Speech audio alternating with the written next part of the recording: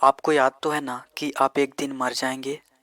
सदगुरु ने अपने latest book death and inside story में लोगों के वो सभी डाउट्स क्लियर किए हैं जो जनरली उनके मन में रहता है। जितना हम सोचते हैं मौत उससे बहुत ज़्यादा करीब है, बल्कि ये तो हमारे जन्म से पहले ही शुरू हो गया था। अब कुछ इग्नोरेंट लोग ही होंगे जो इस बात को भी गलत साबित करेंगे। अगर आप थोड़ा सा ध्यान देंगे तो लाइफ और डेथ दोनों साथ में ही हो रहे हैं। जब आप एक गहरी सांस लेंगे तो उसमें लाइफ है, और जब आप उसे छोड़ेंगे तो उसमें डेथ है।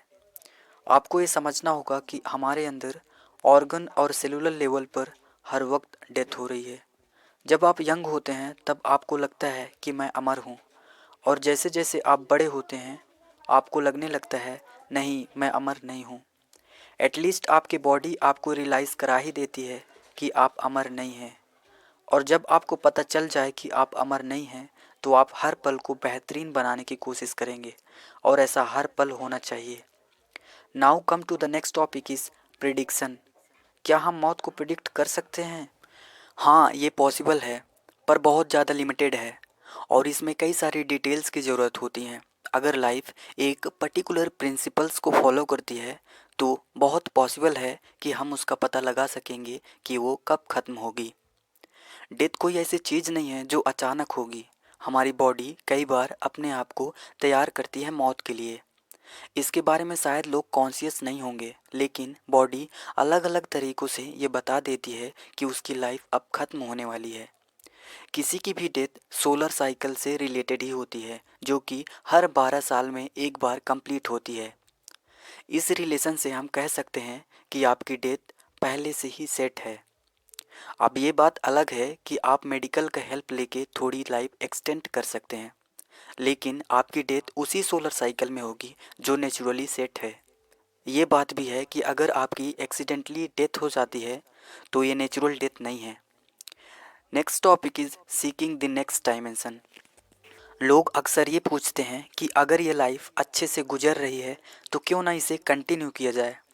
हम कोई और डायमेंशन में क्यों जाएं, हम कोई और जगह क्यों जाएं।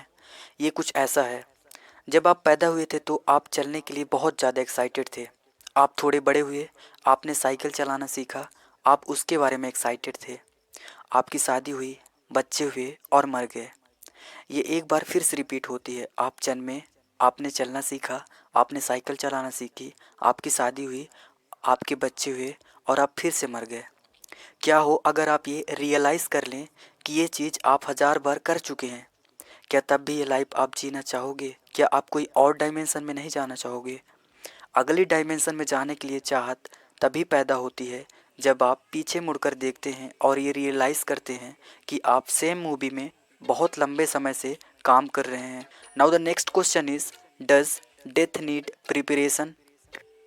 आपको ये समझना चाहिए कि जिसको हम डेथ कह रहे हैं वो एक यूनिक इवेंट है जो कि आपके लाइफ में सिर्फ एक ही बार होगा। बाकी सारी चीज़ें आपकी लाइफ में कई बार हो सकती हैं, लेकिन डेथ एक ही बार होगा। ये आपकी लाइफ की सबसे लास्ट चीज़ होगी जो आप करेंगे, जो आपको फिजिकल से नॉन फिजिकल में लेके जाएगा, और ये आपकी ज़िंदगी के लिए बहुत बड़ा पल होगा। जब ये इतना इम्पोर्टेंट है तो क्या ज़रूरी नहीं कि आप इसे बहुत अच्छा और सुंदर बनाएं? जी हाँ, बहुत ज़्यादा ज़रूरी है। आज लगभग सारे लोग एक डर में जीते हैं और उसी डर में मर जाते हैं। अगर आप अच्छे से जी नहीं सकते तो आपको कम से कम अच्छे से मरना आना चाहिए। अच्छे से मरना इसलिए ज़रूरी है क्योंकि जब आप फिजिकल से नॉन फिजिकल में जाते हैं तो वहाँ पे समय बहुत ज़्यादा लंबा होता है। इसलिए अपने लाइफ के लास्ट मोमेंट को बहुत ज़्यादा खूबसूरत बनाना ज़रूरी है। आज की दुनिया में बहुत सारे लोग ये क्वेश्चन करते हैं कि क्या भूत होते हैं? असल में सारे जीव टाइम, मेमोरी और एनर्जी के कॉम्बिनेशन होते हैं। इन तीनों चीज़ों में टाइम हमारे हाथ में नहीं है, लेकिन मेमोरी और एनर्जी हमारे हाथ में है।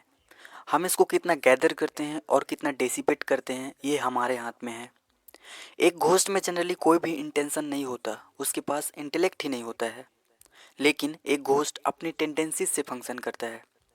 अब मान लेते हैं कि किसी की आदत थी लोगों को पिंच करना, तो वो डिसएम्बॉडीड होने के बाद भी लोगों को पिंच ही करता रहेगा। और अगर किसी की आदत थी कि वो हंसता खिलखिलाता था, तो वो डिसएम्बॉडीड होने के बाद भी हंसता खिलखिलाता ही रहेगा।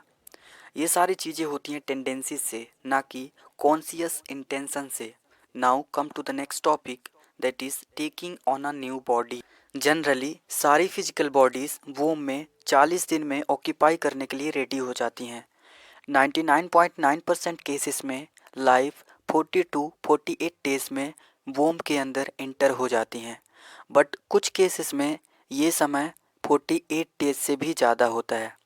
ये तभी होता है जब कोई जीव इतना कॉन्शियस हो जाए कि वो डिसएम्बॉडीड स्टेट में भी कॉन्शियसली एक्ट कर सके। ये बहुत कम होता है, और अगर ऐसा होता है तो वो जीव आगे चलकर बहुत ज़्यादा नोटिसेबल पर्सन बनेगा। आपने शायद सुना होगा कि गौतम बुद्ध जब अपने माँ के वोम में थे तब उनको बताया गया था कि ये बच्चा आगे चलकर बहुत ज़्यादा महान इंसान बनेगा। ये तभी होता है जब कोई कॉन्शियसली अपने बॉडी को चूज कर सके। अब जो लोग इस वीडियो को यहाँ तक देख चुके हैं उनको मेरा धन्यवाद, और अगर और वीडियोस देखना है तो सब्सक्राइब बटन को क्लिक करके कनेक्ट हो जाइए।